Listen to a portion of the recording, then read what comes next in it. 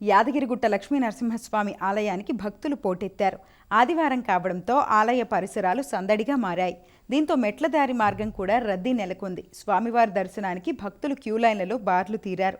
భక్తులు తమ కోరికలు తీరాలని మొక్కులు చెల్లించుకున్నారు.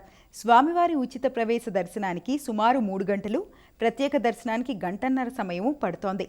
ప్రసాద విక్రయశాల, శ్రీ సత్యనారాయణ స్వామి వ్రతమండపం, కొండ కింద విష్ణు పుష్కరిణి, కార్ పార్కింగ్, బస్టాండ్లో భక్తుల రద్దీ నెలకొంది.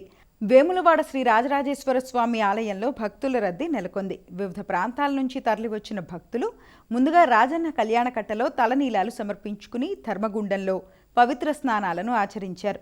ధర్మదర్శనం, శీఘ్ర దర్శనం క్యూలైన్ల ద్వారా భక్తులు ఆలయంలోకి చేరుకుని శ్రీ పార్వతీ పరమేశ్వర్లను దర్శించుకున్నారు. రాజన్నకు అత్యంత ప్రీతిపాత్రమైన కోడె మొక్కు చెల్లించుకున్నారు.